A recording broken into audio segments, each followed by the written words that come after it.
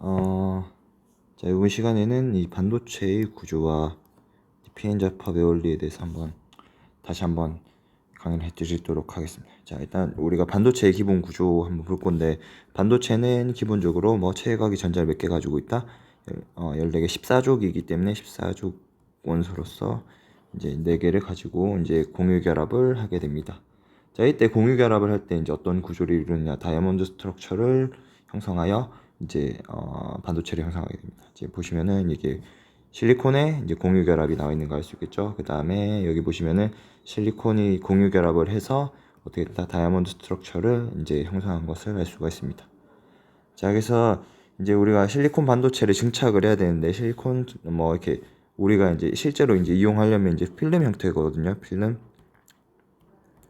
방막 형태로 이제 얇은 막 형태로 이제 이걸 우리가 필름이라고 얘기하는데, 그래서 얇은 막을 만드는 과정을 우리가 이제 증착 과정이라고 하는데, 실리콘 반도체는 이제 초고진동, 초고진공, 이제 울트라 하이퍼 버큐um 상태에서 화학 기상 증착, 케미컬 베이퍼 디포지션, CVD 과정을 통해서 이제 방막 형태로 만들어지게 됩니다.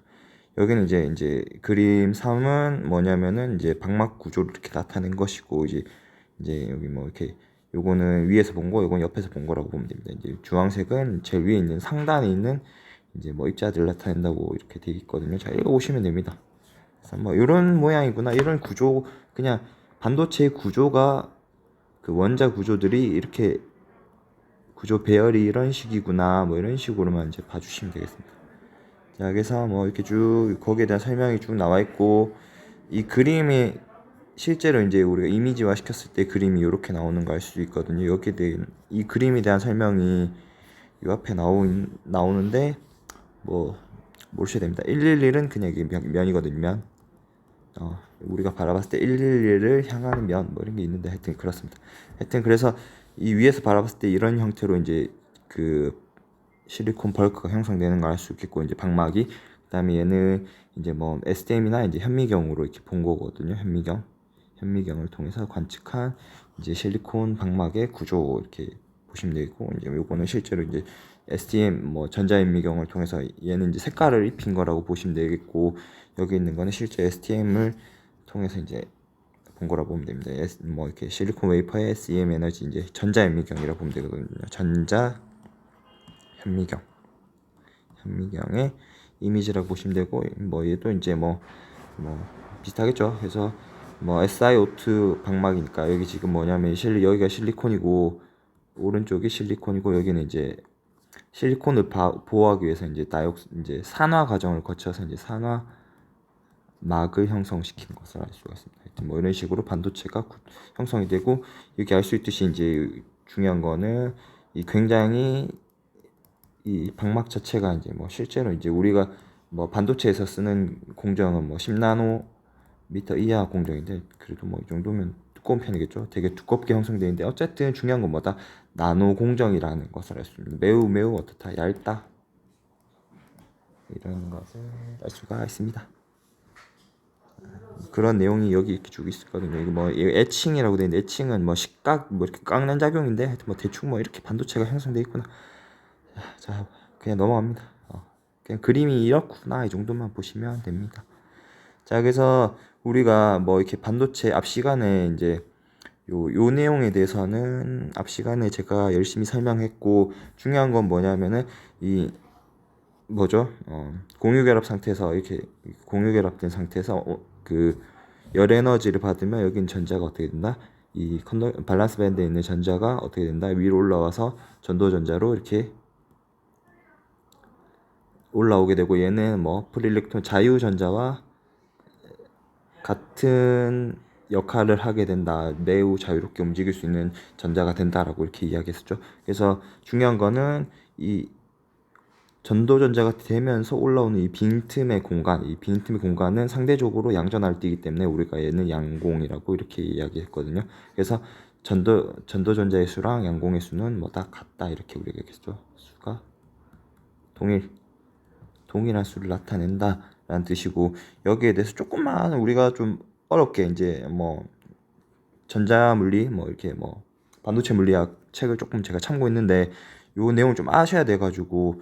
그래서 여기가 지금 우리가 얘기하는 페르미 에너지라는 기점입니다. 페르미 에너지고, 이 위쪽이 컨덕션 밴드, 아래쪽이 밸런스 밴드. 이제 가전자 때 이제 전도대 이렇게 되어 있는데, 여기서 이제 중요한 거는 이 여기서 할 수 있죠. 열을 받으면은 어떻게 된다? 얘가 이렇게 올라온다라는 거였죠. 그래서 올라온 수의 분포는 요게 됩니다. 요게 지금 뭐냐면, 요건 좀 아시면 좋거든요. 전도전자. 전자의 농도, 여기 있죠. 전도전자의 농도. 얘는 그러면 올라온 만큼 얘가 어떻습니까? 동일해야 되겠죠. 얘는 양공의 농도라고 합니다. 양공의 농도, 이렇게 보시면 되는데, 이건 어떻게 계산하냐? 여기 나와있죠. 요 이제 페르미 에너지를 기점으로 요런 형태를 나타내거든요. 요런 형태를 나타내서 지금 뭐냐면은 요 함수와 페르미 함수의 이제 페르미 디락 함수라고 되어 있는데, 페르미 디락 함수와 뭐 에너지 분포에 따른 밀도 함수를 곱하는 거라고 보면 되거든요. 곱했을 때, 그러니까 지금 다시 뭐냐면 요 오른쪽에 나있죠. 요 그래프와 요 그래프를 곱하면은 요런 그래프가 나오게 됩니다. 이해 갔나요? 패스. 그 다음에 양공의 농도는 요 그래프와 요 영역을 곱한 거라고 보시면 됩니다. 그 내용이 여기 나와 있거든요. 그래서 아무튼 어떠냐면은 요렇게 이렇게 볼록한 요런 형태를 나타내게 됩니다. 당연히 온도가 높아지면 어떻게 되냐면, 온도가 높아지면은 이렇게 더 커진 형태를 나타낼 거라고 이제 우리가 예측할 수 있겠죠. 그래서 전도전자와 양공의 수가 늘어난다, 이렇게 볼 수 있다는 거고, 요 그림만 조금 봐주시면 됩니다. 되겠죠? 그 다음에 요렇게 요 영역과 이 영역을 곱하는 거고, 요 영역과 요 영역을 곱하는 거라고 보시면 되겠다라는 겁니다. 그러면은 양공의 수와 전도준의 수를 우리가 계산할 수 있겠다라는 겁니다. 이거는 좀 어렵죠? 패스. 하여튼 몰라야 됩니다. 하여튼 중요한 건 여기 전자의 농도가 증가하고 양공의 농도도 온도에 따라 증가한다, 이렇게 볼 수 있다는 겁니다. 거기에 관여한 거는 페르미 에너지와 이제 이렇게 그 페르미 에너지와 열에 따른 이런 거, 그 다음에 에너지 분포, 이렇게 이런 것들을 아셔야 됩니다. 자, 패스. 어려우니까. 그래서 실제로 이제 그래서 이게 앞 시간에 했는 거겠죠. 여기 쭉 나와 있는데, 이건 한번 읽어보시고, 그 내용을 제가 이제 곱한 거라고 이렇게 돼 있고, 페르미 에너지 위치 이런 것들은 그냥 쭉 볼게요. 이렇게 다시 봤듯이 이거랑 얘 이제 전도전자랑 양공의 수가 이제 같아야 되기 때문에, 여기는 이제 정확하게 이 같은 길이만큼 이제 컨덕션 밴드, 밸런스 밴드 정확하게 2분의 1 위치에 이제 페르미 에너지가 위치한다, 그렇게 볼 수 있는 내용이 쭉 나와 있거든요. 그래서 한번 읽어보시면 됩니다. 좋은 내용입니다. 자, 그 다음에 이제 양자역학에서 우리가 나중에 배우겠지만, 나중에 물리학 공대 가시면 배우겠지만, 보통 이제 양자역학 제일 쉬운 게 뭐냐면은, 이 그리피스 양자역학에서 페르미 기체라는 이제 용어가 나오는데, 이제 요걸 통해서 페르미 에너지를 정의하게 되는데, 하여튼 여기서의 페르미 에너지랑 이제 우리가 얘기하는 고체에서의 페르미 에너지의 이제 정의는 조금 다르게 느껴집니다. 그래서 이 부분에 대한 고민이 조금 있었는데, 여러 이제 전문가들의 조언을 토대로 이제 얘기해 본 결과, 고체에서의 페르미 에너지는 그냥 요런 형태가 일어나는 게 페르미 에너지다, 이렇게 이 정도만 받아들이시면 됩니다. 고체에서 페르미 에너지는 이런 형태, 이제 이 페르미 에너지를 기준으로 이렇게 약간 뭐라고 해야 되나, 요런 형태,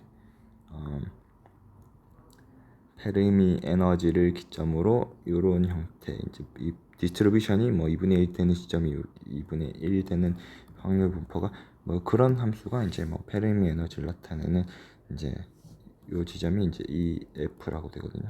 그렇게 된다라고 돼 있는데, 하여튼 패스. 어려우니까 여기 중요한 건 뭐냐? 그래서 우리가 이제 이 반도체, 진성 반도체의 이제 전도전자와 양공의 수. 그래서 전도전자와 중요한 거는 양공의 수를 이제 계산해 봤는데, 실제로 이제 측정해 본 이제 양공의 수는 되게 작다라는 거예요. 이렇게 보시면은 17 곱하기 10에 22승이고, 얘는 얼마입니까? 실리콘의 경우 1.5 곱하기 10에 10승이니까 매우 거의 뭐 얼마입니까? 계산해 주면 이게 1이라 치고 얘도 1이라 치면은 얼마죠? 10에 12승분의 1 정도 된단 말이죠. 이게 12승분의 1은 대략 얼마죠? 공이 하나 둘 셋 넷 야 일곱 여덟 하나 둘 셋 넷 다여 일곱 여덟 아홉 열 열하나 열두 12개니까 이렇게 자르면은 얼마죠? 아마 한 1조 분의 1 정도 1조 분의 1 정도 되는 거니까 매우 뭐다? 전도전자의 수가 작다. 그래서 전도전자의 수가 너무 작으니까 우리는 뭐 이렇게 여러 가지 이제 공정을 해줘야 되는데 그 공정을 한번 알아보도록 하겠습니다. 자, 그래서 이제 일단은 이제 P형 반도체, N형 반도체 특징을 알기 전에 우리가 아까 얘기했듯이 방막을 증착하는 그 과정이 있었을 건데 방막을 어떻게 증착하느냐 이제 화학기상 증착법이라는 걸 이용합니다.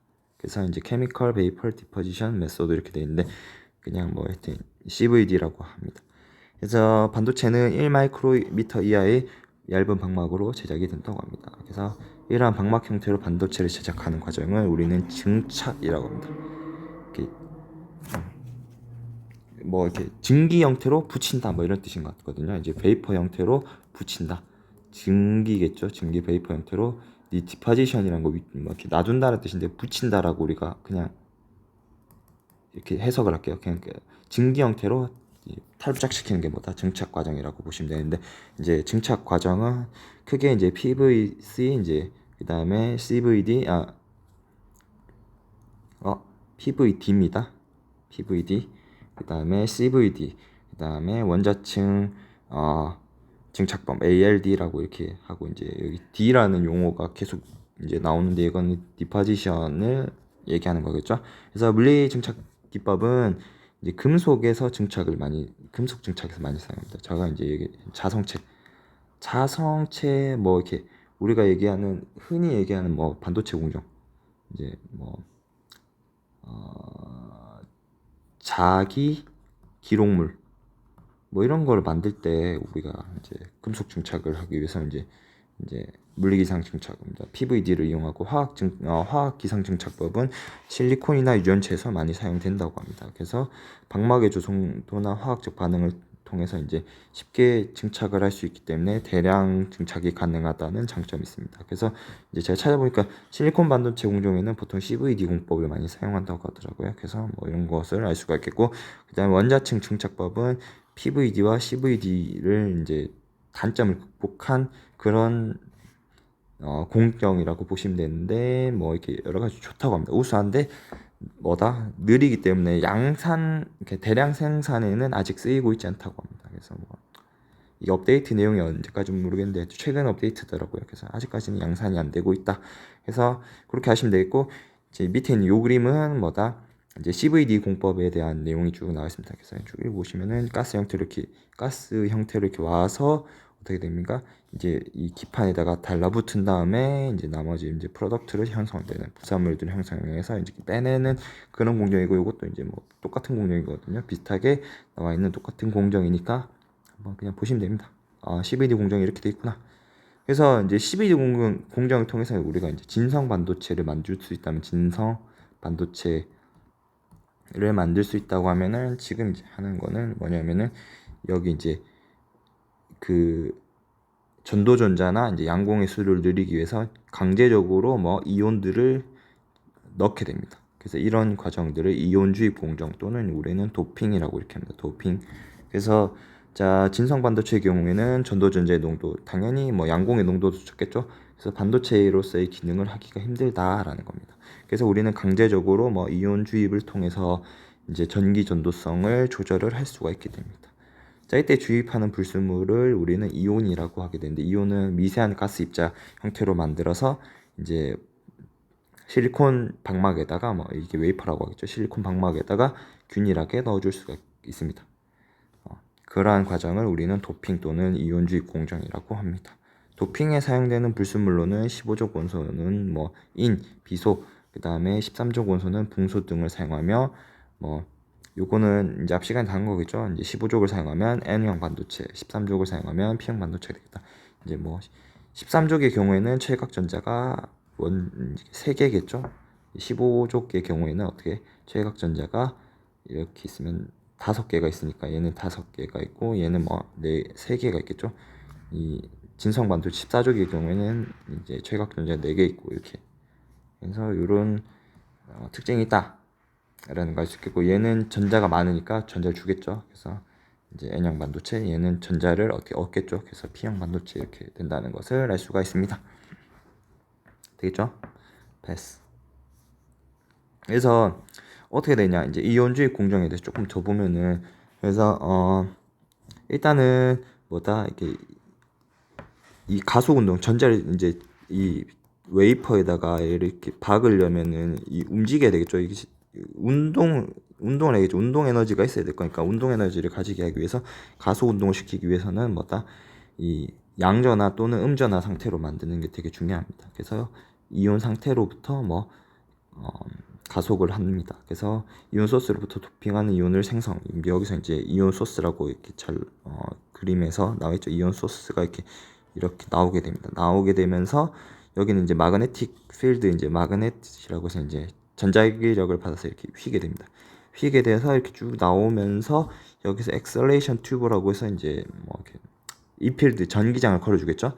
여기서는 B 필드를 걸어주고 여기 E 필드를 걸어주면서 가속 운동을 하게 됩니다. 가속 운동을 하게 되면서 여기 최종적으로 우리가 원하는 실리콘 방막에다가 어떻게 팍 때리게 됩니다. 때리게 되는 그런 과정이고 이렇게 왔으면은 당연히 이렇게 이제 불규칙적으로 박히겠죠.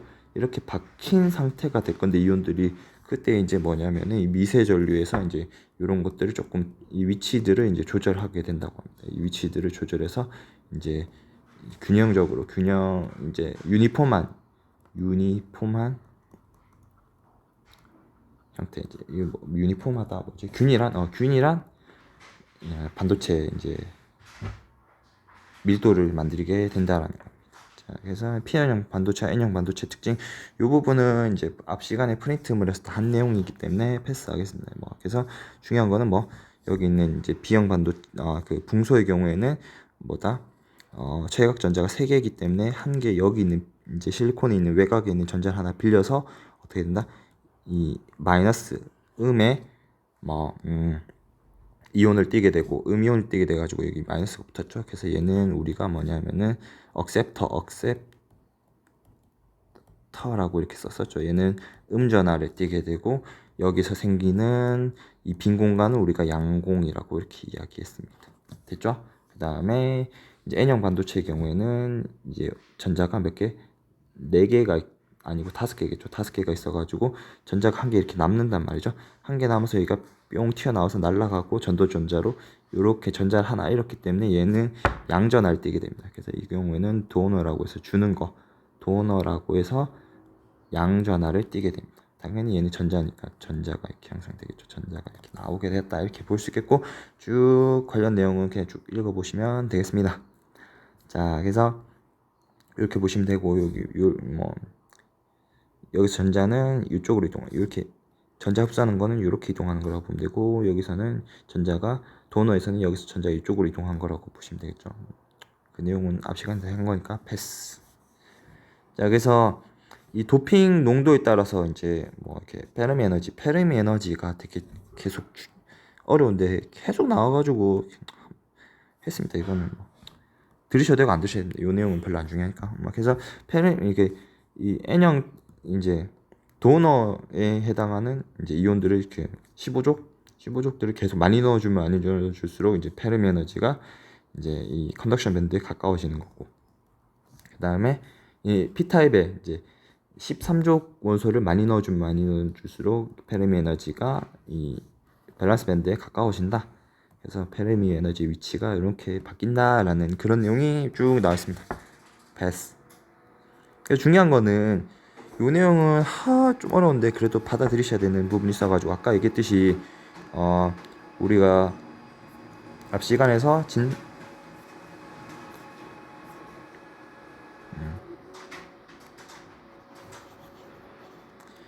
그냥 아무것도 없는 불순물이 없는 진성 반도체에 이제 상태 밀도 함수 이제와 이제 페르미 디락 함수를 이제 나타낸 건데, 이 여기 이제 페르미 에너지를 기준으로 이렇게 대칭 형태를 이루고 요 지점은 우리가 2분의 1 지점이 된다라고 볼 수 있겠죠. 왜냐면 얘랑 같을 거니까. 그 다음에 이런 형태로 이제 2차 함수 형태로 이렇게 쭉 나오게 되면은 이 두 개를 곱하면은 얘가 양공의 밀도, 얘가 뭐 전도전자 이렇게 얘기했는데, 전도전자 이렇게 얘기를 했단 말이죠. 근데 보시면은 이 도핑을 하게 되면은 아까 얘기했듯이 이 N형 반도체의 경우에는 페르미 에너지가 어디로 간다? 이제 컨덕션 밴드 위쪽으로 가게 됩니다. 컨덕션 밴드 여기 보시면은 컨덕션 밴드의 위쪽 방향으로 가기 때문에 페르미 에너지가 어디로 가냐면은 실제 이제 요거는 이제 인트린직 페르미 에너지라고 해서 그냥 진성 반도체의, 아무것도 안 넣었을 때 진성 반도체의 이제 페르미 에너지라고 이렇게 보시면 되거든요. 이게 올라간 거라고 보면 돼요. 도핑을 해가지고 올라갔다라고 보면 얘를 기준으로 어떻게 되냐면 이렇게 평형을 이루게 됩니다. 이제 평형이라기보다는 같은 위치를 나타내기 때문에 이 대칭 함수를 이렇게 나타내게 되고, 그러면은 어떻게 되냐면 이게 올라갔으니까 어떻게 됩니까? 얘는 이제 컨덕션 밴드는 똑같은데 이 양이 늘어났죠. 양이 늘어나니까 상대적으로 어떻게 된다? 이 두 개를 곱했을 때 전도 전자의 수가 엄청 늘어나게 됩니다. 됐죠? 하지만 여기는 이게 찔끔 되겠죠. 찔끔 되니까 어떻게 돼? 얘는 그대로인데 요 양이 줄었으니까 양공의 수가 어떻다? 줄고 전도전자의 수는 늘어났다고 보시면 됩니다. 이게 무슨 타입의 반도체다? N형 반도체의 양공과 뭐 전도전자의 수라고 이렇게 보시면 되겠고, 지금 이제 P타입의 경우에는 아까 봤듯이 이제 페르미 에너지가 어디로 내려온다? 밸런스 밴드 쪽으로 이렇게 쭉 내려오는 걸 알 수 있겠죠? 이렇게 내려왔다라고 보시면은 이 페르미 에너지가 아까 여기 있다가 어떻게 돼서 이쪽으로 내려왔단 말이죠. 이쪽으로 아래쪽으로 내려왔으니까 여기서 어떻게 된다? 또 대칭을 이루게 되거든요. 이거는 뭐 하여튼 양자 배우면 양자학 배우면, 또는 통계물리 때 배우는데 하여튼 패스, 하여튼 중요한 건 대칭을 이룬다는 게 중요하거든요. 그래서 이렇게 대칭을 이루는데 얘는 그대로겠죠. 얘는 그대로니까 어떻게 됩니까? 얘랑 요걸 곱한 양은 늘어나겠죠. 그래서 이렇게 늘어나는 걸 알 수가 있습니다. 그래서 양공의 수는 어떻게 된다? 늘어나는데 얘는 어떻게 됩니다? 요거랑 이거랑 곱한 거겠죠. 그래서 어떻게 된다? 이제 곱한 양 자체가 줄겠죠. 전도 존재는 뭐 수가 이렇게 준다. 이것이 뭐다? P형 반도체라는 것입니다. 그래서 여기서 알 수 있듯이 N형 반도체의 경우에는 전도 존재 수가 엄청 많고 뭐 P형 양공의 수는 엄청 작습니다. 그래서 얘는 우리가 메이저 뭐라고 돼 있지? 다수 캐리어라고 합니다. 캐리어. 이 전하를 이동하는 물질인 이 뭐다? 다수를 이루는 게 전도전자다. 그 다음에 얘는 뭐 소수 캐리어라고 합니다. 이렇게 해서 얘는 양이 적다, 뭐 그런 뜻이겠죠. P타입의 경우에는 뭐다? 양공이 뭐 메이저가 되고 얘는 뭐 다수가 되고 전도전자가 뭐 소수가 된다, 이렇게 볼 수가 있겠죠. 이게 없다는 건 아니고 이게 소수라는 거예요. 아예 없진 않다. 여기서도 마찬가지로 양공이 없진 않고 매우 적다라는 걸 수 있겠죠. 그런 형태로 분포된다. 그래서 N형 반도체에서는 뭐 전도전자가 다수 캐리어, 양공을 소수 캐리어라고 하고, P형 반도체에서는 뭐 양공이 다수 캐리어, 전도전자는 소수 캐리어가 된다, 이렇게 볼 수 있겠다라는 겁니다. 그죠? 자, 그래서 이제 우리가 이제 PN 접합을 하려면 이제 전기적인 성질에 대해서 알아야 되는데 전기 중성도라고 이렇게 얘기합니다. 자, 아까 봤듯이 이제 양공이 있겠고 전도전자, 억셉터, 불순물인, 그 다음에 도너가 있겠죠.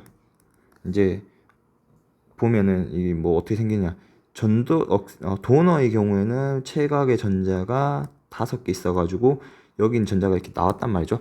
당연히 전자니까 일로 이렇게 나왔겠죠. 얘는 마이너스 전하를 띠게 되고 얘는 한 개 전자가 빠졌으니까 뭐 플러스를 띠게 되겠죠. 그래서 전도 전자가 생기면 플러스가 생긴다, 이렇게 볼 수 있겠고, 양공의 경우에는 뭐 전도 전자가 3개밖에 없어가지고 그 최각 전자가 3개밖에 없어가지고 한 개 이렇게 받은 거겠죠. 한 개 받으면서 여기는 플러스가 생기고 여기는 마이너스가 이렇게 만들어지겠죠. 그래서 이게 최종적으로 전하를 띠는 물질은 양공은 플러스, 전도전자 마이너스, 억셉터는 마이너스, 도너는 플러스 이렇게 되게 됩니다. 그래서 반도체 내에서 전하를 띠는 물체는 총 몇 개가 있다? 네 가지가 있게 됩니다. 안녕하십니까? 이게 플러스 전하를 띠는 양공 그리고 도너 얘는 다 뭐 플러스를 띠게 되겠죠. 그다음에 마이너스 전하를 띠는 뭐 전도전자, 억셉터는 다 마이너스 전하를 띠게 됩니다. 그래서 얘는 P, 그다음에 얘는 N, 그다음에 얘는 도너의 개수, 얘는 뭐 억셉터의 개수 이렇게 뭐 이렇게 밀도 이렇게 쓸 수 있는데 뭐 이런 식으로 우리가 쓸 수 있겠고 일반적으로 아무런 처리를 하지 않은 뭐 전기를 걸어준다거나 아무런 처리를 하지 않으면 얘는 정기적으로 중성을 띠거든요. 그래서 중성을 띈다는 거는 플러스 차지의 개수랑 마이너스 차지의 개수랑 뭐 개수가 같다 이렇게 볼 수 있겠죠. 넘버의 개수가 같다라고 볼 수 있다는 거는 뭐다? 억셉터는 뭐 아까 얘기했듯이 뭐죠? 마이너스, 그 다음에 전도전자 마이너스, 그 다음에 반도체 내에 존재하는 이 양공 플러스, 그 다음에 도너도 플러스가 되겠죠. 이 전체 개수가 같아야지, 이거의 개수랑 이제 앞에 있는 놈의 개수랑 뒤에 있는 놈의 개수가 같아야지 정기적으로 중성이 되겠죠. 그래서 이렇게 이제 받아들일 수가 있다는 겁니다. 자, 이렇게 보시면 되고, 도너의 도핑 농도가 매우 높은 경우 이제 그래서 우리가 아까 이 N형 반도체 특징은 이제 실제로는 거의 양이 적었는데 이제 양이 적었는데 이 도핑을 하게 되면서 이제 N형 반도체로 도핑을 하게 되면 많이 늘어났죠. 전도전자가 매우 늘어나는데 이거를 그냥 우리는 뭘로 보냐면 도핑 농도라고 도핑 이거 아니죠. 그 동이라고 쓰죠. 도핑 원자 수로 그냥 이온의 수라고 생각하면 된다는 겁니다. 왜냐하면 얘 시상초 여기 양이 되게 작았는데 이 양이 작은 거라 이제 얘는 우리가 거의 이제 진성 반도체의 경우에는 어떻게 돼 있었냐면은 진성 반도체는 그냥 앞에 거 그림 볼게요. 제가 그리기가 힘드니까. 진성 반도체의 경우는 이 양이 되게 작았단 말이죠. 근데 도핑을 하게 되면 이게 양이 엄청 늘어나는데 이 양에 비해서 이 양이 엄청 크게 대략 한 10만 배, 10만 배에서 100만 배 넘기 때문에 이제 전도전자보다는 이제 도핑에 의한 전자가 많다라고 이렇게 보시면 된다는 거예요. 얘는 거의 이제 그냥 이제 진성 반도체 있고 얘는 도핑을 한 경우라고 보면 되는데, 그래서 그냥 도핑의 양으로 뭐가 된다, 전도전자의 수가 결정된다 이렇게 이야기하시면 된다라는 거. 그래서 중요한 거는 뭐냐면은 도핑 농도가 매우 높은 경우에는 뭐 도너의 원자수 이제 그래서 이제 이 도핑 농도의 원자수가 뭐 전자의 수와 거의 같다라고 보면 됩니다. 그러니까 물론 전도전자도 그냥 열에 의해서 생기는 전도전자도 있겠지만은 그것보다 도너에 의해서 생기는 그냥 얘는 열적인 전도전자도 생길 수 있지만 얘는 도너에 의한 전도전자가 엄청 많기 때문에 그냥 얘는 그냥 없다고 보시고 이제 전도전자는 도너의 수라고 이렇게 얘기할 수 있는 겁니다. 그다음에 억셉터의 농도가 매우 높은 경우에도 이제 억셉터의 경우에는 여기도 마찬가지겠죠. 앞에 그림에서 보시면은 억셉터가 없을 때는 이제 한 요 정도였는데 이제 억셉터를 주입하니까 이 양공의 수가 엄청 늘어났단 말이죠. 그래서 얘는 그냥 양공의 수는 뭘로 결정된다? 이 도핑 원자로 결국 결정이 된다 이렇게 얘기할 수 있다는 거죠. 이해가셨나요? 도핑 원자로 이제 양공, 그냥 열적인 양공보다는 도핑에 의해서 생기는 양공이 더 많다 이렇게 보시면 됩니다. 그래서 여기서 얘기하고 싶은 건 뭐냐면은 그래서 결국 이 전도전자의 수는 N형 반도체에서 전도전자의 수는 도너의 개수랑 이제 거의 똑같고 P형 반도체에서는 억셉터의 개수가 이제 양공의 수를 결정한다 이렇게 보시면 된다라는 겁니다. 자, 그래서 이제 이렇게 보시면 되고 이제 그래서 N형 반도체는 도대체 무엇이냐? N형 반도체는 결국 여기서 얘기하고 싶은 건 뭐냐면은 이 억셉터의 개수보다 도너의 개수가 엄청 많은 경우라고 보시면 되고, 이 도너의 개수가 결국 뭐 전도전자를 결정한다. 그 얘기가 이렇게 나와 있는 거라고 보시면 되거든요. 그래서 한번 읽어보면 P형 반도체에서 N형 반도체에서는 도너의 양이 억셉터 양보다 훨씬 많은 경우라고 보시면 되겠고, 그래서 도너의 개수가 이제 많다. 그래서 최종적으로 전도전자 양은 도너의 양으로 계산할 수 있다라는 그 내용이 이제 아까 앞에서 요 내용이랑 똑같은 거라고 보시면 되겠죠. 자, 그 다음에 P형 반도체의 경우에는 뭐 억셉터 양이 도너 양보다 많은 경우라고 보시면 됩니다. 그래서 이 억셉터의 양이 많기 때문에 결국 이 양만큼 뭐가 생긴다? 양공이 생긴다, 이렇게 보시면 되겠죠. 양공의 수는 억셉터 양과 거의 똑같다, 이렇게 보시면 된다라는 겁니다. 그것들이 P형 반도체와 N형 반도체를 결정한다라는 것입니다. 되겠죠? 그래서 P형 반도체와 N형 반도체의 이제 정기적 이제 이 어떤 성질을 띠는 이제 다이어그램 형태로 이제 예, 안녕하세요. 네? 예. 아, 노트북이요? 어, 제, 저 1시간만 있다가 오시면 제가 이거 끝날 것 같아가지고. 예, 알겠습니다. 예. 자, 자, 그래서 N형 반도체의 경우에는 아까 얘기했듯이 뭐 중요한 거는 이 위에 나와있죠.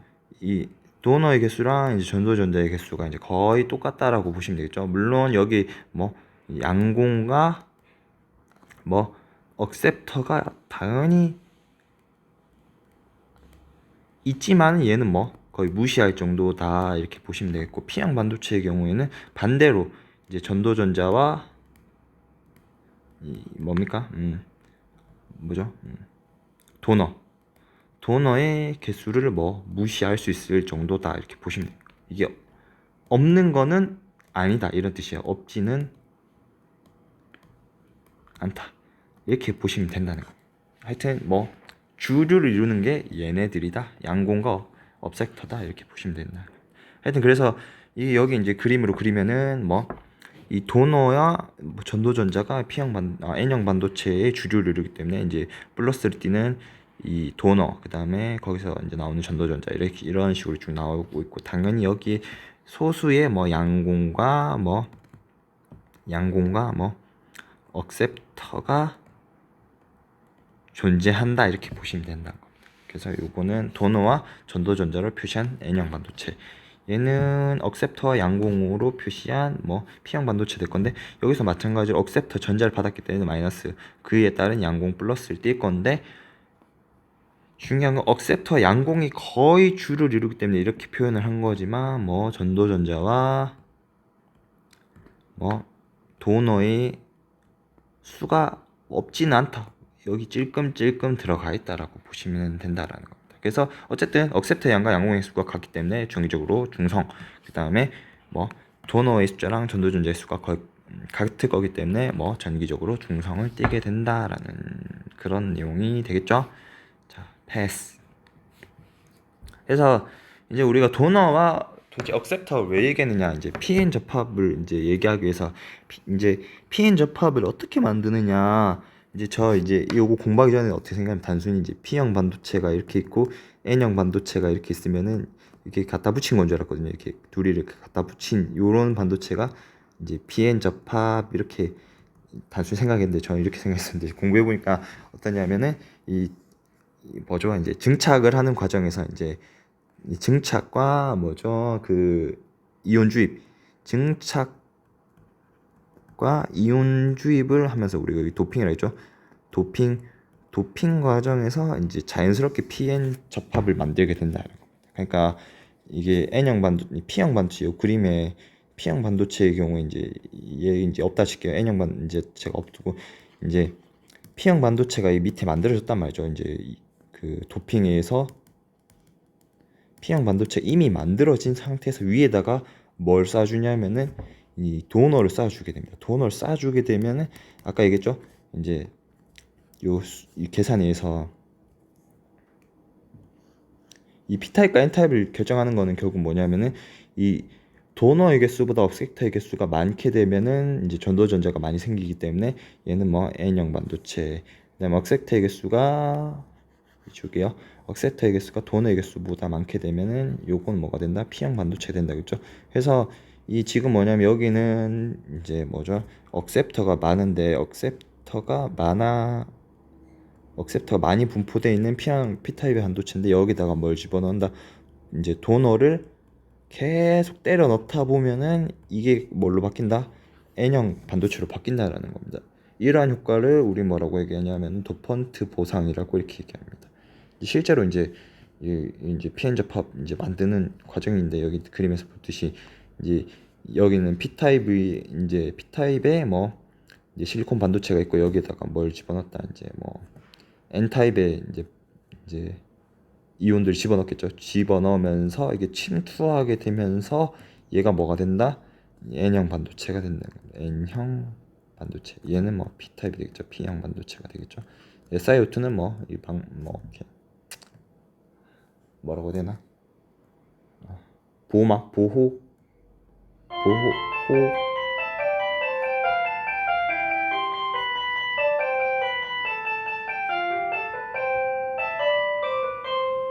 보호막이라고 보시면 됩니다. SiO2는 뭐 그렇게 보시면 되고 하여튼 이런 식으로 P형 반도체, N형 반도체가 만들어진다. 증착 과정에서 만들어진다라는 것이고 얘는 뭐 SEM 전자현미경을 통해서 PN 접합이 이미지를 본 건데 이렇게 이제 N형 반도체에다가 P형 반도체를 이렇게 만든 이렇게 위아래로 이렇게 공정이 된 걸 알 수 있겠죠.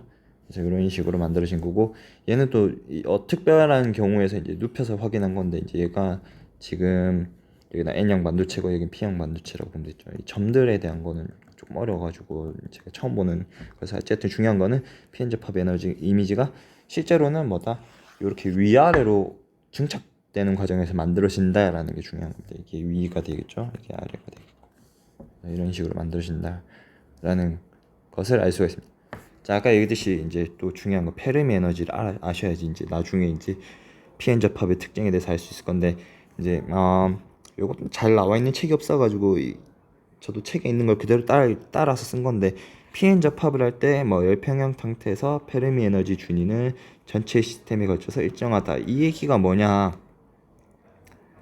이렇게 보시면 됩니다. 아까 얘기했듯이 이 N형 반도체의 경우에는 기존의 페르미 에너지보다 더 올라간 상태라고 보면 되고 P타입의 이제 페르미 에너지는 기존의 이제 페르미 에너지보다 이제 낮아진 상태라고 보면 되거든요.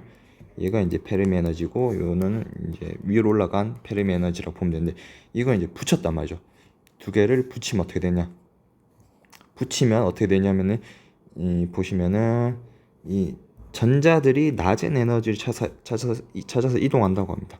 그래서 열평형에 도달하게 되면은 이 여기 있는 전자들이 이렇게 내려간다고 하거든요.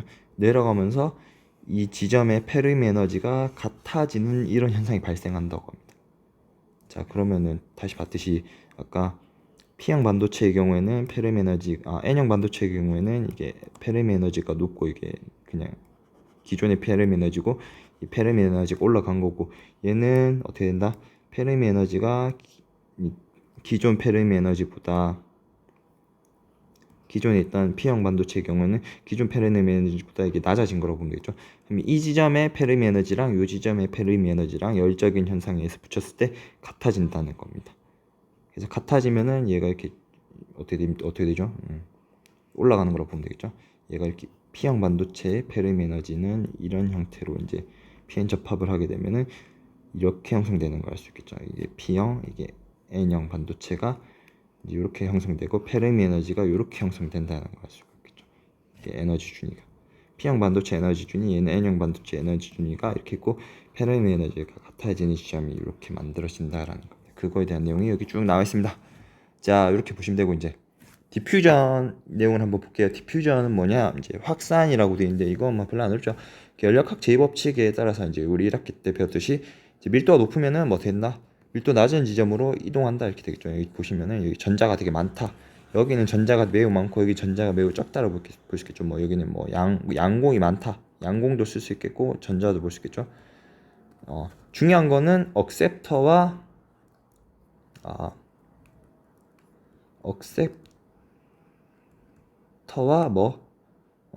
도너는 어떻게 확산이 될 수 없어요. 왜냐하면 얘 질량이 커서 질량이 크고 박혀있기 때문에 질량이 크기 때문에 어떻게 되나 움직임이 없는데 양공과 전자의 경우에는 이렇게 밀도가 높은 데서 낮은 쪽으로 이렇게 이동을 할 수 있겠죠. 이동을 하면서 뭐가 흐른다, 뭐 전류가 흐른다, 전류가 흐를 수 있겠다라는 겁니다. 그래서 뭐 이렇게 확산이 된다. 얘네들은 안 움직인다 이렇게 보시면 되겠죠. 그래서 피엔 접촉 경계면에서 전도전자와 양공의 확산 이렇게 돼 있는데 그러니까 이 N형 반도체는 뭐가 많냐면은 전도전자가 많죠. 그 다음에 P형 반도체는 뭐가 많냐면 양공이 많단 말이죠.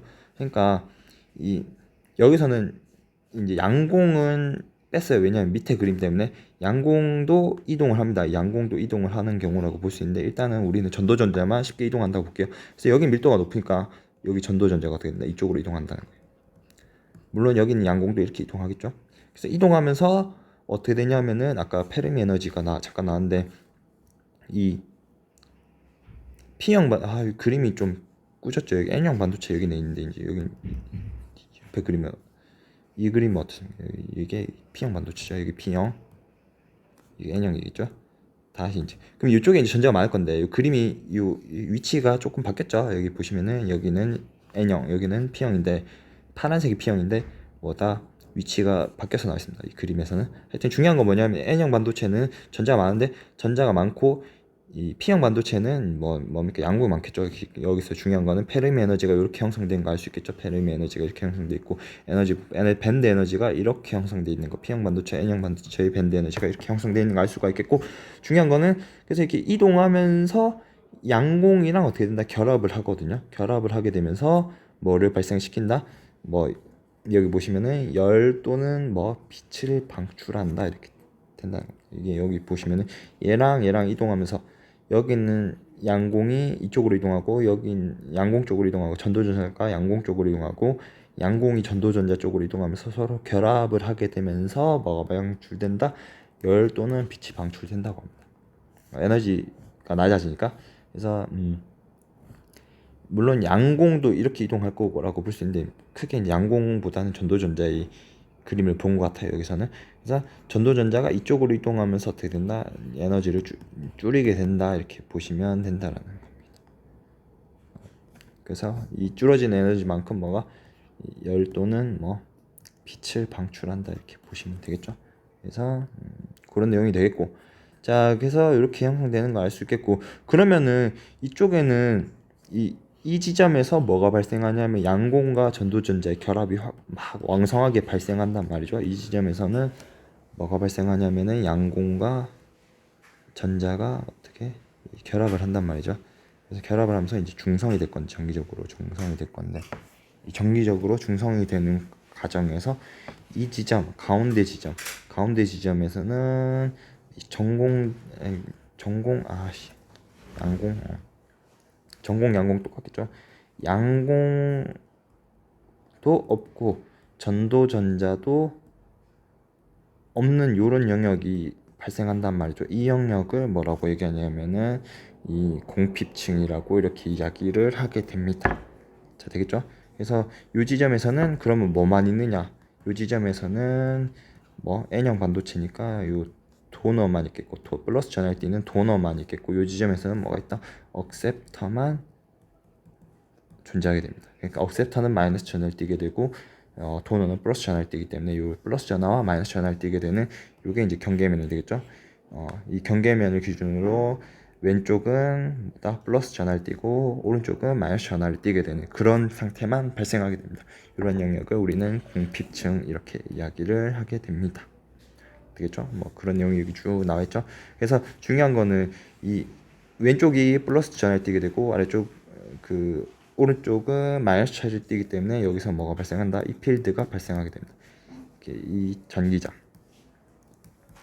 이 전기장이 발생하게 되면은 뭘 발생시키냐면은 전위차를 발생시킵니다. 전위차를 발생시키게 된다는 겁니다. 자, 그러면은 이제 우리가 알 수 있는 게 뭐냐? 그래서 어떤 현상이 발생하냐면은 그림이 넘어갔네.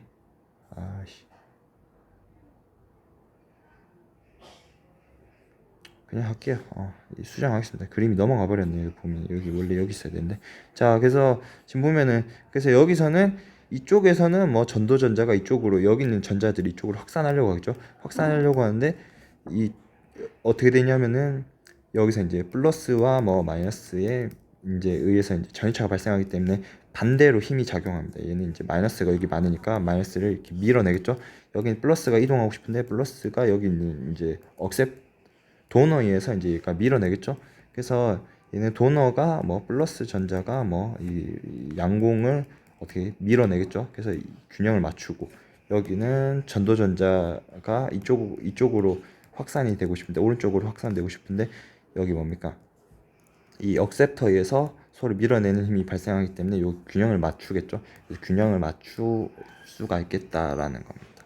그래서 확산력과 뭐 이 도너와 억셉터에 의한 전기력이 균형을 이루면서 이런 공피층이 형성된다라는 것을 알 수가 있습니다. 자, 이제 피엔 접합 바이어스에 대해서 좀 볼 건데 피엔 접합 바이어스는 넘어가 버렸었지. 완전 열받네. 자, 그래서 보시면은 이 기전력에 의한 전압 상승 우리가 요걸 조금 볼 건데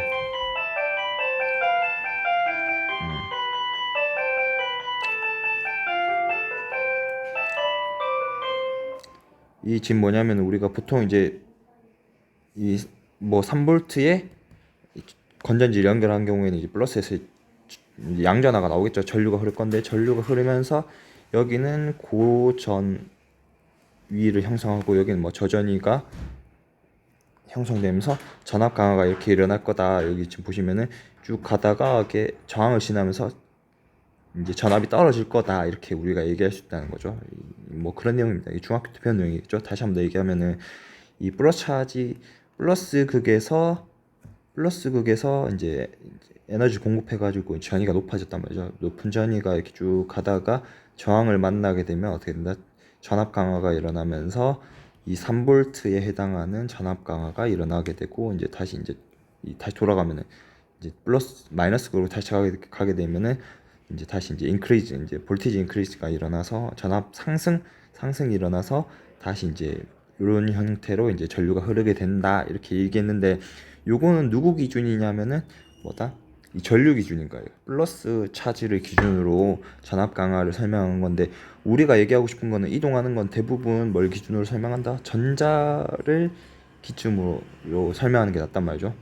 왜냐하면 실제로 이제 존재하는 건 전자의 움직임이니까. 그래서 전자 기준으로 보면은 일렉트론은 이제 전류가 이쪽으로 흐른다라고 하면은 전류는 이쪽으로 흐를 때 오른쪽으로 흐를 때 전자는 왼쪽으로 실제로 흐르겠죠. 그래서 왼쪽으로 흐르는 경우라고 보면 되는데 그러면은 이쪽에서 이제 마이너스 극에서 전자가 나올 때는 전위가 높게 됩니다. 고전위를 형성하다가 저항을 통과하게 되면은 이제 전압 강화가 나타나겠죠. IR만큼의 전압 강화가 나타나게 되고 다시 어떻게 된다? 건전지를 지나게 되면서 전위가 높아지는 이런 현상을 보인다는 겁니다. 그래서 중요한 거는 이 우리가 흔히 알던 전압 강화와 뭐 전자에서의 전압 강화가 두 개가 반대다 이렇게 보시면 되겠죠. 반대라고 보시면 됩니다. 자, 그래서 이 전자에다가 뭐 이 마이너스를 연결하게 되면은 전압이 올라가는 거라고 보시면 되고 올라간 거라고 보면 되죠. 여기 마이너스 극이 연결돼 있을 거니까 마이너스 극이 연결된 거라고 보실 수 있으니까 얘는 전압이 올라간 거라고 볼 수 있겠고 여기는 뭐 이쪽에는 뭐 플러스 극이 연결된 거라고 볼 수 있겠죠. 그래서 이렇게 우리가 이해할 수 있겠다라는 겁니다. 그래서 전압 강화 내용을 이제 보시면 되고 자 바이어스를 한번 볼 건데 이제 바이어스는 뭐냐 이제 PN 접합 바이어스 이렇게 종류가 몇 개 있냐면은 바이어스는 뭐 전류나 전압을 걸어주는 행위를 우리가 바이어스라고 얘기하는데 이 바이어스 종류에는 제로 바이어스 아무것도 안 걸어주는 경우 순방향 바이어스 그다음에 역방향 바이어스 이렇게 있게 됩니다. 이 세 가지 그림이 있었고 여기에 대한 설명을 이제 구체적으로 한번 해보겠습니다. 그래서 아까 얘기했듯이 PN 접합을 하게 되면은 어떻게 되냐면은 P형 반도체 페르미 에너지는 내려갔고 N형 반도체 페르미 에너지 높아졌죠. 근데 이 두 개를 겹치게 되면은 두 개의 페르미 에너지가 같아지게 됩니다. 같아지게 되면서 뭐가 발생한다? 이 전이차가 발생하게 됐죠. 전이차의 원인은 이 차지 이제 포지티브 차지와 네거티브 차지에 의한 뭐 이 포텐셜에 의해서 이제 우리가 빌트인 포텐셜 베리어라고 얘기하는데 여기 이제 전이차가 발생하게 됩니다. 뭐냐면은 확산에 의해서 이 P형 반도체에서는 뭐 양공 이쪽으로 이용했고 N형 반도체에서 도너가 이쪽으로 이용했겠죠. 전도전자가 이동했겠죠. 전도전자가 이동하면서 이쪽에는 뭐 이 플러스와 마이너스만 남은 그런 전이차가 발생하게 되는데 그렇기 때문에 자연스럽게 발생하는 이 전이가 뭐가 된다? 빌트인 베리어 이렇게 VBI라고 빌트인 뭐 베리어 이렇게 얘기하는데 빌트인 베리어가 형성된다 라고 보시면 되겠고 이 빌트인 베리어 이기 때문에 여기 전자가 많겠죠. 여기 N타입, 여기는 P타입 될 건데 N타입에 있는 전도전자가 이쪽으로 이동하기가 어떻다? 힘들다라는 거예요. 왜냐하면은 이 배리어가 형성되어 있기 때문에 이 언덕을 넘어가야지 이제 전류가 흐를 건데 언덕을 넘어가기에는 뭐 이 포지티브 차지와 뭐 네거티브 차지가 이제 서로 이제 밀어내기 때문에 그래서 뭐 이렇다라고 보면 됩니다. 전류가 안 흐른다. 공피층 영역이 이렇게 형성된다라는 거고 이 영역이 바로 뭐가 된다? 공피층이 된다라는 거겠죠.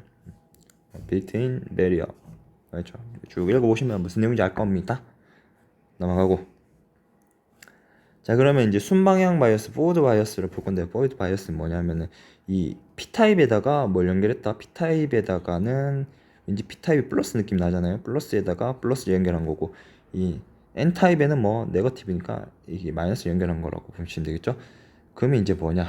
이게 진짜 어려운데 여기 보시면은 이 아까 얘기했듯이 이 N 쪽에는 뭐가 많다? 이 전자들이 많단 말이죠. 자, 다시 한 번 더.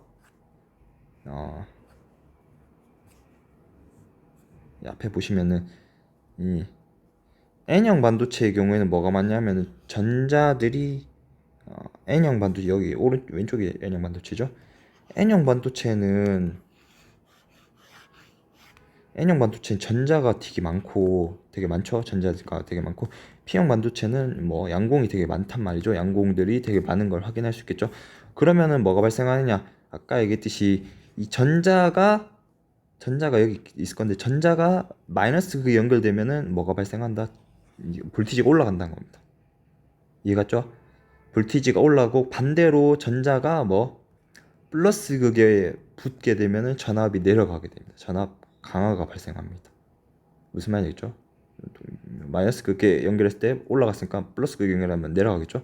그걸 조금 이해하시고 넘어가면 되거든요. 자, 그래서 지금 뭐냐면은 이 순방향 바이어스의 경우에는 지금 이렇게 전자가 N형 반도체 이쪽에 엄청 많은데 여기에 마이너스를 연결했단 말이죠. 마이너스 극을 연결하게 되면 뭐가 발생한다? 에너지의 볼티지, 그러니까 전위에 뭐가 발생한다? 상승이 발생한다는 말이죠. 그러면은 아까 우리가 얘기했듯이 빌트인 베리어라고 했는데 빌트인 베리어가 이만큼 형성이 되어 있단 말이죠. 이 빌트인 베리어가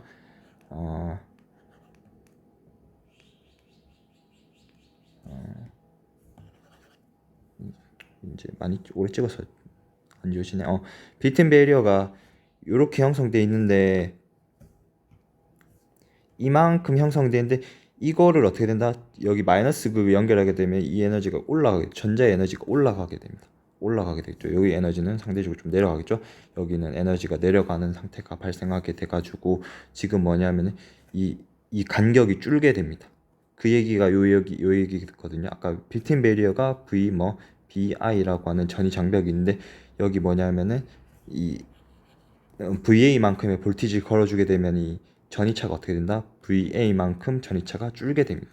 왜냐면은 뭐다 건전지에서 전압 뭐 강화 또는 전압 상승이 발생하는데 이제 여기 N형 반도체에서는 전압이 상승하고 P형 반도체는 전압이 떨어지기 때문에 어떻게 된다? 강화가 일어나기 때문에 이런 식으로 기존에 뭐 이제 빌트인 베리어가 이만큼이었다 치면은 이게 조금 줄어든 거라고 보실 수 있거든요. 이만큼 줄어들었다라고 볼 수 있습니다. 그러면 중요한 건 뭐냐? 이 빌트인 베리어가 뭐 이 건전지에서 조금 전이차가 줄어들었기 때문에 이렇게 줄어들었단 말이죠. 줄어들었으니까 이 전이 장벽이 어떻다? 뭐 좁아진 거겠죠. 그러니까 여긴 전자가 어떻게 된다? 잘 넘어가게 된다. 그래서 일렉트론 플로우가 생성되는 거 알 수 있겠죠. 그러니까 이렇게 잘 쇽쇽 넘어가게 됩니다. 잘 넘어가서 어떻게 된다? 이쪽으로 N형 반도체에서 P형 반도체에서 전류가 잘 흐르게 된다 그 내용이 쭉 나오게 됩니다. 그래서 뭐 다시 한 번 더 보면은 P형 반도체에 플러스 N형 반도체에 마이너스 전을 연결하게 되면은 이 마이너스 극에 N형 반도체 마이너스 극을 연결하기 때문에 전압이 상승이 일어나게 됩니다. 그래서 이 상승분만큼 이제 뭐가 발생한다? 전이차가 줄어드는 효과가 발생하게 됩니다. 이 전이차가 줄기 때문에 뭐가 된다? 이 공핍층 영역을 지나갈 수 있을 만큼의 에너지를 쉽게 얻을 수 있기 때문에 여기서는 쉽게 얻는다는 거는 열에 의해서 얻는다는 거, 열 에너지에서 쉽게 이걸 샥 통과할 수 있게 됩니다. 그래서 전류가 흐르게 된다 이런 얘기라고 볼 수가 있습니다. 자, 여기서도 마찬가지인 게 이거를 이제 우리가 뭐냐면 에너지 측면이 아니고 이 입자의 측면에서 보면은 이제 양공과 전도전자를 이용해서도 풀 수가 있는데 이 공핍층이 이렇게 형성이 돼 있는데 이 마이너스 극에서 계속 끊임없이 뭘 공급해 주냐면은 이 전자를 계속 공급해 주는 거라고 보시면 됩니다.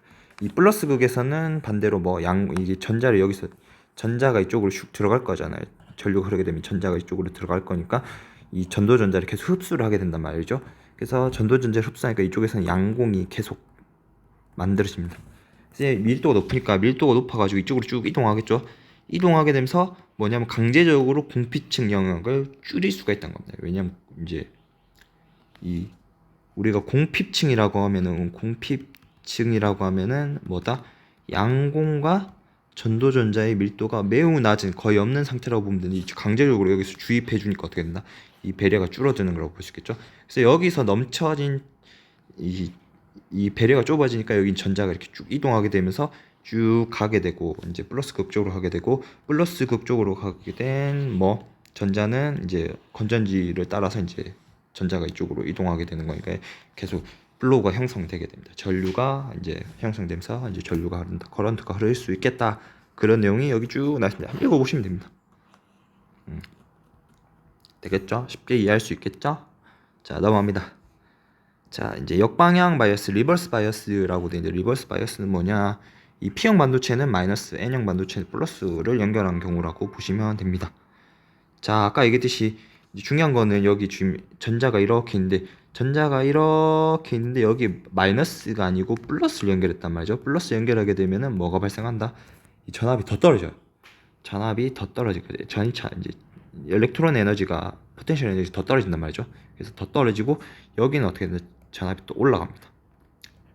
플러스에 마이너스 연결하게 여기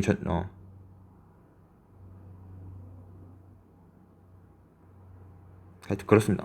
요건 요 플러스라고 설명할 건데 하여튼 지금 뭐냐면 이 일렉트론에서 뭐가 되냐면 전압 강화가 이렇게 발생한단 말이죠. 전압 강화가 발생하게 되고 이제 플러스 단자에서 그만큼의 전이차가 더 커진다는 거예요. 여기 지금 아까 얘기했듯이 기존에 이제 그 포텐셜 배리어는 한 이 정도였다 치면은 이 정도만큼의 포텐셜 배리어가 있었다 치면은 뭐가 된다? 이만큼 VR만큼 더 추가가 됐다는 거예요. 그러니까 기존에 이제 빌트인 배리어가 기존의 빌트인 배리어가 이제 이렇게 형성되어 있다고 치면은 이 빌트인 배리어보다 이 R만큼 건전지의 전압만큼 전이 장벽이 더 높아진 경우라고 보시면 됩니다. 그러면은 우리가 알 수 있듯이 이제 여기 전자가 이렇게 N형 반도체 전자가 있을 건데 우리가 최종적으로 P타입으로 가려면 이렇게 에너지 장벽을 넘어가서 전류가 흘러야 되는데 이 장벽이 더 높아졌단 말이죠. 높아지니까 어떻다? 전류가 흐르는 것이 더 어려워진다. 그런 내용이 쭉 나와 있습니다. 그래서 전차는 더 증가했고 이 높아진 전이 장벽으로 전류는 더 흐르기 어려워진다. 그래서 역방향 바이어스의 경우에는 전류가 거의 없다라는 것을 알 수가 있습니다. 거의 없다라는 거죠. 아예 없진 않습니다. 지금 중요한 거는 이 포텐셜 배리어가 더 커졌다라는 것을 알 수가 있습니다. 리버스 바이어스에서. 그래서 이제 요거는 양공과 전도전자로 또 똑같이 설명할 수 있거든요. 그러니까 지금 여기 이제 N형 반도체는 전도전자가 이렇게 많을 건데 여기 이제 지금 뭐냐면 플러스를 연결하게 되면은 이게 에너지가 낮아지려면 이쪽으로 가야 되거든요. 이쪽으로 왜 낮아지냐 달라붙겠죠. 우리가 달라붙으면서 이게 플러스 극 쪽으로 이동하게 되면서 이게 이제 에너지 줄게 되는데, 하여튼 중요한 거는 전도 전자는 이쪽으로 하게 되고 뭐다, 양공은 마이너스 쪽에서 이제 마이너스 쪽으로 이동하겠죠. 이제 양공은 이쪽으로 이동하게 됩니다. 왜냐하면 힘을 받기 때문에 이쪽으로 계속 이동하게 되고, 전도 전자는 플러스 쪽으로 이동하게 되니까 전도 공핍층 양이 상대적으로 어떻게 됐나, 더 두꺼워지는 거 알 수 있겠죠.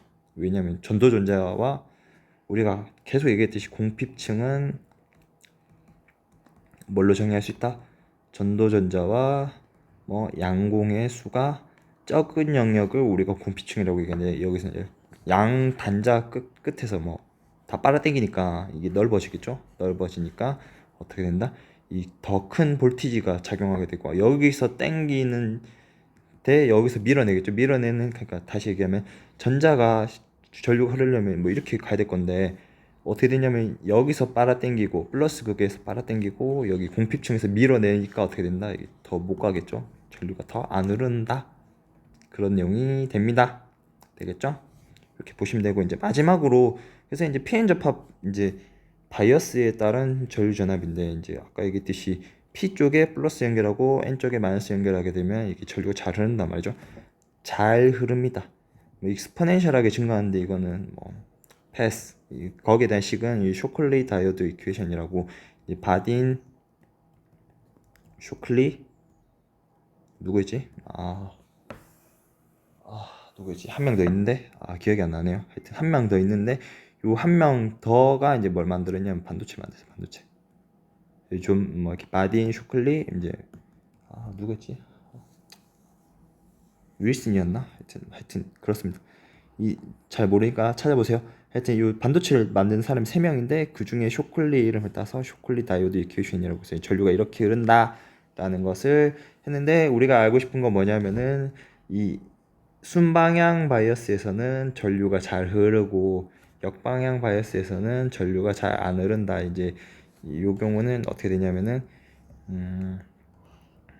요 경우는 어떻게 되냐면 이게 여기 이제 P형의 마이너스, N형의 플러스 걸어준 경우라고 볼 수 있거든요. 역방향 바이어스가 이렇게 형성되어 있다라고 볼 수 있겠고, 역방향 바이어스의 경우에는 전류가 잘 흐르지 않는다 라고 되어 있는데, 잘 안 흐르는 거지 전류가 아예 흐르지 않는 것은 아니다라고 합니다. 왜냐하면은 우리가 이제 세츄레이션, 리버스 세츄레이션 커런트라고 해서 아까 얘기했듯이 앞에서 얘기했던 내용이 뭐냐,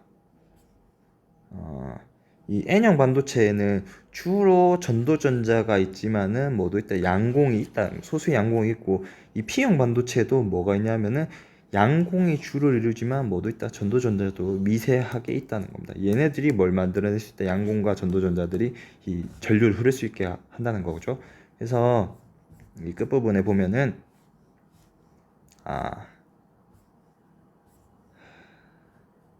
그래서 이 P형, N형 반도체에서는 뭐 이 전도전자가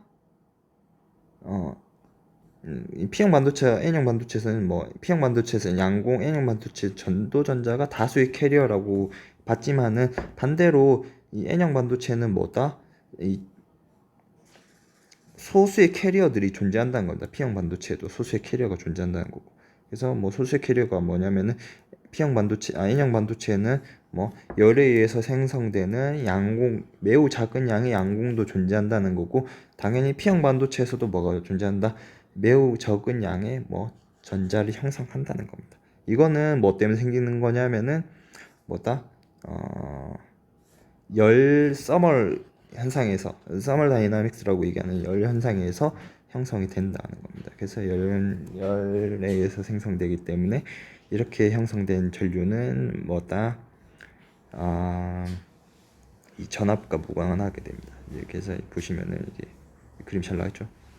이 전압과 이제 걸어준 역방향 전압과 무관하게 전류가 흐르고, 이 전류는 뭐다? 온도에 의한 함수라고 보시면 됩니다. 온도에 의해서 발생하고, 이 뭐 이렇게 예시로 계산한 경우가 있던데, 계산한 결과 뭐 10-15승 암페어로 매우 작은 전류가 역방향으로 흐른다라는 겁니다.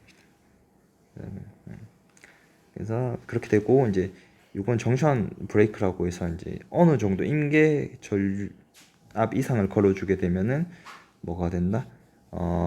이 브레이크, 정션 브레이크라고 하는 브레이크 현상이 발생하게 되고, 이 브레이크 현상에 의해서 뭐 브레이크 다운이 발생하게 되면서 뭡니까? 이 전류가 잘 흐르게 되거든요. 잘 흐르게 되는 현상은 우리가 크게 이제 두 가지로 설명할 수 있는데, 애벌런치 브레이크 다운이랑 제너 브레이크 다운인데, 요거는 뭐 또 복잡한 내용이니까 안 하겠습니다. 그래서 우리가 최종적으로 알 수 있는 내용은 뭐냐면은, 피엔 접합에서는 뭐 이런 식으로 전류가 흐른다. 이제 그래서 이제 이걸 필터 역할을 할 수 있겠죠. 전류 필터 역할을 하는 그런 작용을 할 수 있다라는 거고, 요 이제 리버스 바이어스에서 어떻게 이제 공핍층과 이제 전자가 에너지가 분포되는지 이런 내용은 한번 읽어보시면 좋습니다. 자, 그 다음에 이제 순방향 바이어스도 이렇게 잘 돼 있겠죠. 요건 한번 읽어보시고 이해하는 게 되게 중요하겠죠. 그 다음에 공핍층이 어떻게 형성되는지, 그 다음에 이 빌트인 배리어가 어떻게 형성되는지 한번 봐주시면 됩니다. 그러면 요 그림에 대해서는 여러분들이 다 알 수 있고, 교과서에 나오는 여러 가지 그림들에 대해서 설명을 할 수 있게 됩니다. 그 다음에 요거는 좀 알아두시면 좋습니다. 전자의 경우에는 이제 어떻게 이제 포텐셜이 강화가 일어나는지 또는 상승이 일어나는지 그 내용이 여기 나와 있고, 이거는 우리가 일반적으로 아는 전자의 포텐셜 차 이제 이제 그것들이 나오고, 얘는 이제 아까 얘기했듯이 뭡니까? 도핑에 의해서 이제 요런 그 피엔 접합이 일어났을 때 공핍층이 형성되는 과정, 요거는 알아두셔야겠죠. 요 내용은 좀 어렵게 설명이 되는데 무조건 아셔야 됩니다. 무조건 아셔야 되는 내용이라고 보시면 되고, 그래서 뭐 그런 내용이 되겠고, 요것도 이제 알아두면 좋은데, 하여튼 여기서 중요한 거는 전자가 뭐 공핍층에 이렇게 여기 P형 반도체 공핍층에 도달하면서 이제 전도 전자가 없는 영역이 발생하는데, 그 영역이 뭐다? 공핍층이다. 양공과 뭐 전도 전자가 없는 영역을 공핍층이라고 한다라는 겁니다. 자, 그렇게 볼 수 있겠고, 이 확산 영역도 좀 아시면 되고, 이 확산에 의해서 뭐가 발생한다? 이 P형 반도체와 N형 반도체에서 양공과 전도 전자가 이동한다, 이렇게 보시면 됩니다. 자, 그 다음에 PN 접합은 실제로는 어떻게 일어난다? 이게 도핑 물질들을 바꿔가면서 PN 접합이 일어난다. 그 내용이 여기 있었죠. 자, 그 다음에 뭐 이 P형 N형 반도체에서의 이제 다수 캐리어 또는 이제 전하를 이끄는 물질, 그 다음에 P형 반도체에서 다수의 캐리어와 이제 전하를 형성하는 물질, 뭐 이런 것들이 있다. 이제 옵셉터 양공, N형 반도체선 도너와 전도전자 이렇게 돼 있다라는 것을 우리가 학습을 했고, 이 내용은 조금 어려운데 하여튼 이 P형 반도체, N형 반도체의 그림을 알려면은 요런 영역들 조금 아셔야 됩니다. 요거는 좀 어려운데 그래도 한번 읽어보면 좋은 내용입니다. 자, 그 다음에 요 내용은 교과서에 나오는 내용이니까 당연히 중요하겠죠. 요 내용은 매우 중요한 내용. 그 다음에 요 도핑하는 뭐 과정, 뭐 이온 주입 또는 도핑 뭐 이렇게 돼 있는데 재밌죠? 패스. 그 다음에 뭐 이 증착 과정, 뭐 CVD 증착 과정이 이렇게 나와 있다라는 거고, 그 다음에 뭐 이렇게 이 페르미 디락과 이제 에너지 밀도 함수 이렇게 나와 있는데, 중요한 거는 이 전도 전자와 양공의 수는 뭐 동일하고, 이렇게 이 가운데 위치하는 이 컨덕션 밴드 에너지와 뭐 밸런스 밴드 에너지의 중간에 위치하는 게 페르미 에너지다라는 것이고, 그에 따라서 이 개수가 똑같다라는 것을 아시면 됩니다. 반도체는 뭐 이렇게 생겼다. 이런 공유 결합을 통해 만들어진다. 이렇게 보시면 되겠다라는 겁니다. 자, 그러면 이제 피엔 접합의 원리에 대해서 빠삭하게 알게 된 거겠죠. 물론 뭐 여기서 중요한 건 수학이 빠졌는데, 수학이 하나도 없죠. 계산에 의한 수학이 다 뺐습니다. 어려우니까. 중요한 건 뭐다? 피엔 접합에 대해서 이제 우리가 뭐라고 해야 되나? 정성적으로, 정량적이 아니고 정성적으로 우리가 이 피엔 접합의 원리에 대해서 알게 되었다라는 게 되게 중요한 것 같습니다. 그럼 여기까지 하고 끝!